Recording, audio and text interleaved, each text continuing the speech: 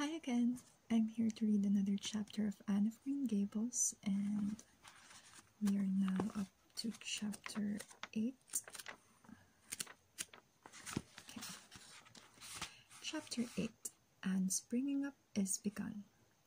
For reasons best known to herself, Marilla did not tell Anne that she was to stay at Green Gables until the next afternoon. During the forenoon, she kept the child busy with various tasks and watched over her with a keen eye while she did them. By noon, she had concluded that Anne was smart and obedient, willing to work and quick to learn.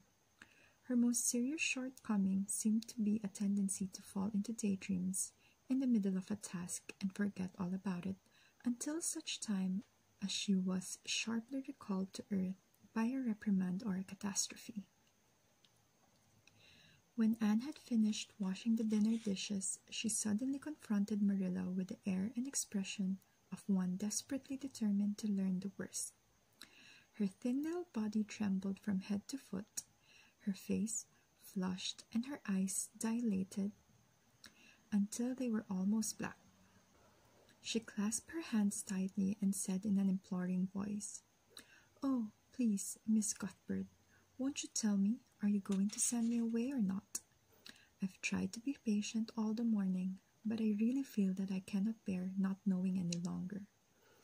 It's a dreadful feeling. Please tell me." "You haven't scalded the dishcloth in clean hot water, as I told you to do," said Marilla immovably. "Just go and do it before you ask any more questions, Anne." Anne went and attended to the dishcloth. Then she returned to Marilla and fastened imploring eyes on the latter's face. "Well," said Marilla, unable to find any excuse for deferring her explanation longer, "I suppose I might as well tell you. Matthew and I have decided to keep you. That is, if you will try to be a good little girl and show yourself grateful. Why, child, whatever is the matter?" "I'm crying," said Anne in a tone of bewilderment. "I can't think why. I'm glad as glad can be. Oh, glad doesn't seem the right word at all. I was glad about the White Way and the cherry blossoms. But this, oh, it's something more than glad. I'm so happy. I'll try to be so good. It will be uphill work, I expect, for Mrs. Thomas often told me I was desperately wicked. However, I'll do my very best. But can you tell me why I'm crying?" "I suppose it's because you're all excited and worked up," said Marilla disapprovingly. "Sit down on that chair and try to calm yourself." "I'm afraid you both cry and laugh far too easily. Yes, you can stay here and we will try to do right by you. You must go to school, but it's only a fortnight till vacation, so it isn't worthwhile for you to start before it opens again in September." "What am I to call you?" asked Anne. "Shall I always say Miss Cuthbert? Can I call you Aunt Marilla?" "No, you'll call me just plain Marilla.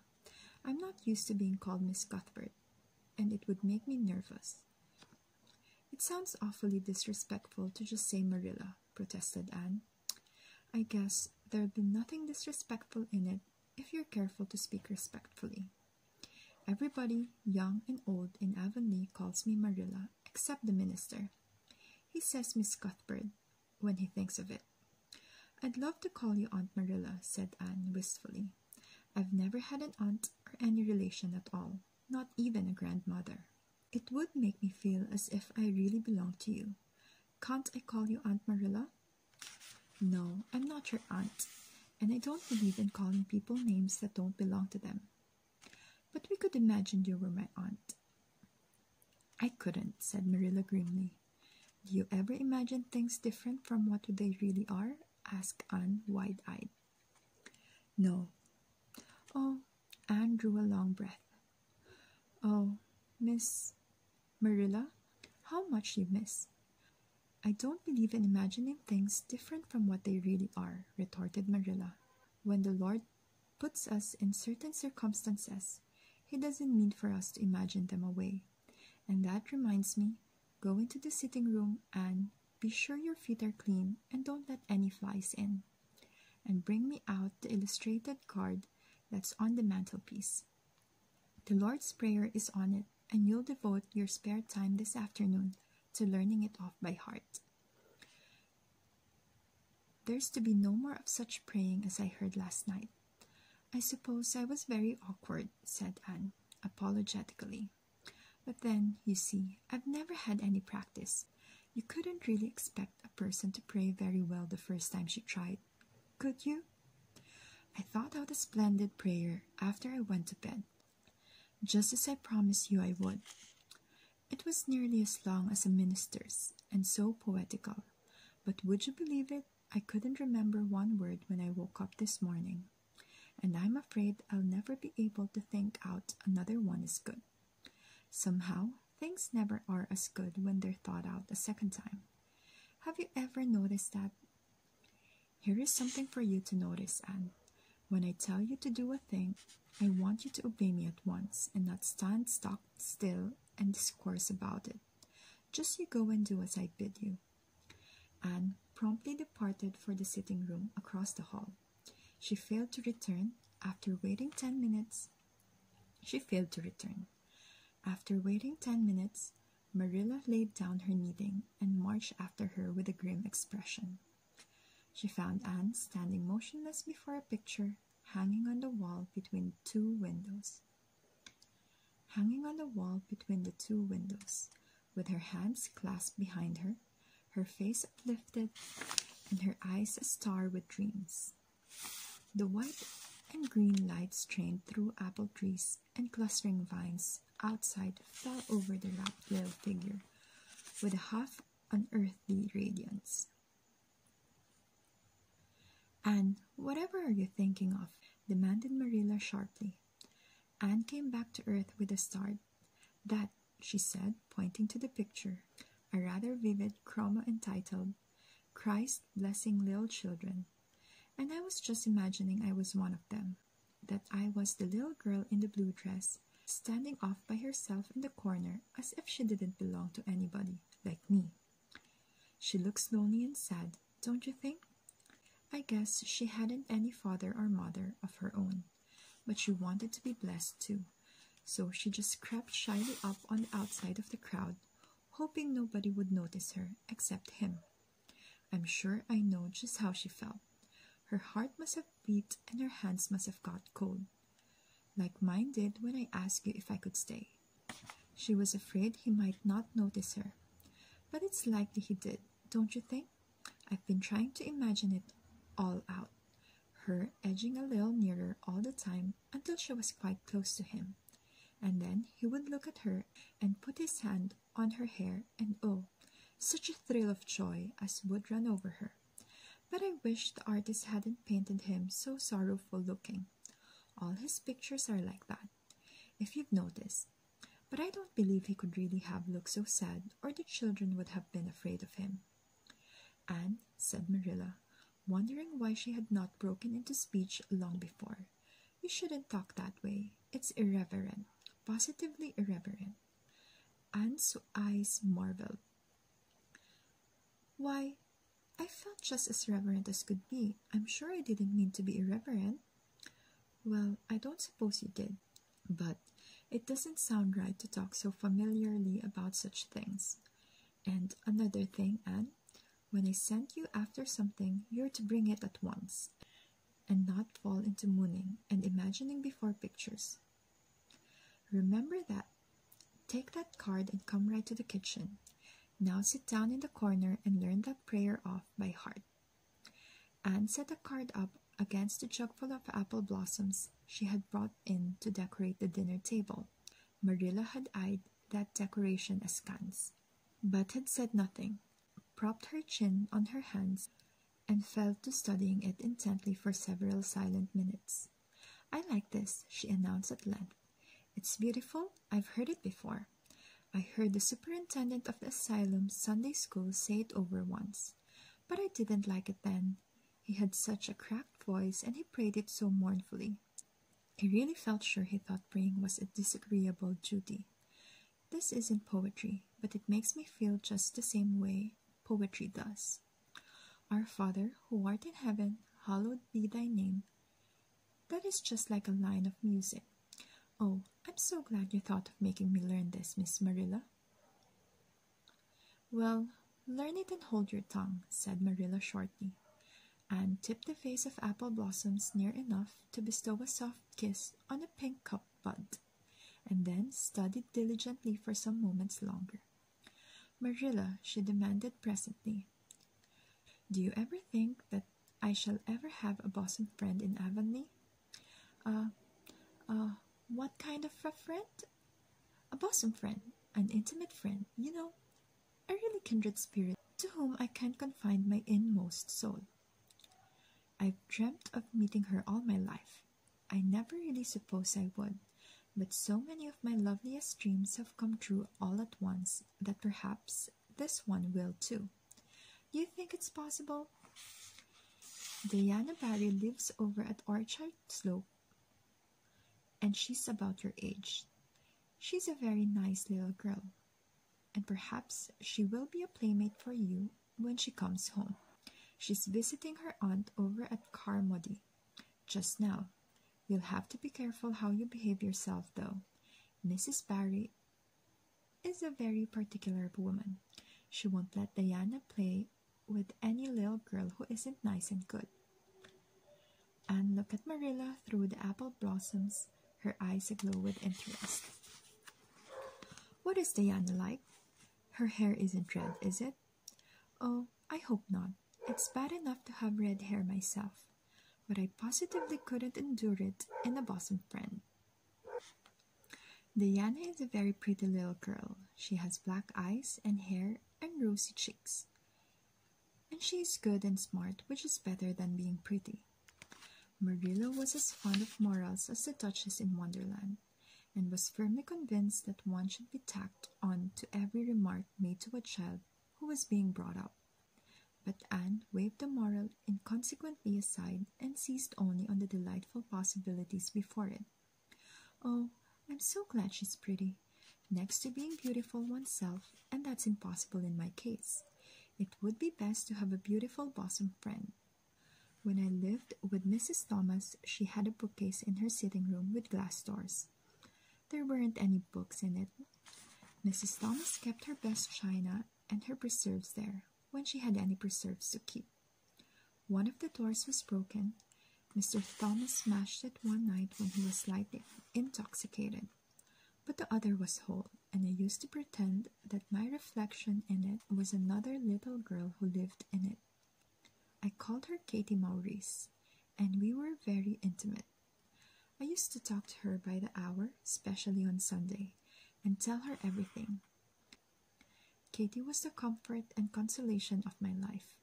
We used to pretend that the bookcase was enchanted, and that if I only knew the spell, I could open the door and step right into the room where Katie Maurice lived, instead of into Mrs. Thomas' shelves of preserves and china. And then Katie Maurice would have taken me by the hand and led me out into a wonderful place, all flowers and sunshine and fairies, and we would have lived there happy forever after. When I went to live with Mrs. Hammond, it just broke my heart to leave Katie Maurice. She felt it dreadfully too. I know she did, for she was crying when she kissed me goodbye through the bookcase door. There was no bookcase at Mrs. Hammond's, but just up the river a little way from the house there was a long green little valley, and the loveliest echo lived there. It echoed back every word you said, even if you didn't talk a bit loud. So I imagined that it was a little girl called Violetta, and we were great friends, and I loved her almost as well as I loved Katie Maurice. Not quite, but almost, you know. The night before I went to the asylum, I said goodbye to Violetta, and oh, her goodbye came back to me in such sad, sad tones. I had become so attached to her that I hadn't the heart to imagine a bosom friend at the asylum, even if there had been any scope for imagination there. I think it's just as well there wasn't, said Marilla dryly. I don't approve of such going-ons. You seem to half believe your own imaginations. It will be well for you to have a real live friend to put such nonsense out of your head. But don't let Mrs. Barry hear you talking about your Katie Maurices or your Violetas, or she'll think you'll tell stories. Oh, I won't. I couldn't talk of them to everybody. Their memories are too sacred for that, but I thought I'd like to have you know about them. Oh, look, there's a big bee just stumbled out of an apple blossom. Just think, what a lovely place to live, in an apple blossom. Fancy going to sleep in it when the wind was rocking it. If I wasn't a human girl, I think I'd like to be a bee and live among the flowers. Yesterday you wanted to be a seagull, sniffed Marilla. I think you were very fickle-minded. I told you to learn that prayer and not talk, but it seems impossible for you to stop talking if you've got anybody that will listen to you. So go up to your room and learn it. Oh, I know it pretty nearly all now, all but just the last line. Well, never mind. Do as I tell you. Go to your room and finish learning it well, and stay there until I call you down to help me get tea. Can I take the apple blossoms with me for company? Pleaded Anne.